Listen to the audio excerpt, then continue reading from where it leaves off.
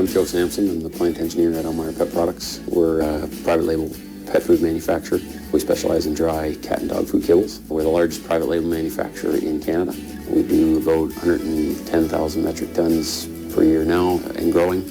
Behind me is our newest line that we installed in November of 2016. It's a high-speed Thiele bagger packaging line. It's a Thiele UltraStar. It does about 20 to 27 bags a minute, depending on the size and shape. It's a high-speed bagger. It's a double pick and fill system. We've got a Fortress inline metal detector with off-grade diverter automatic reject on it. And then that feeds into the Thiele UltraStar bagging system. So this here is the bag in-feed magazine of our Thiele UltraStar bagger.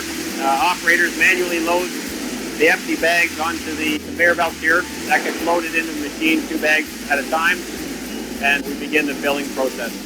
It stages, picks, and fills each of the bags, and it does it 2 at a time, and that's a big part of where the capacity gets. Both bags are getting picked from the bag magazine, and 2 at a time they go into the fill station. The bags are filled from the quad scales up above us.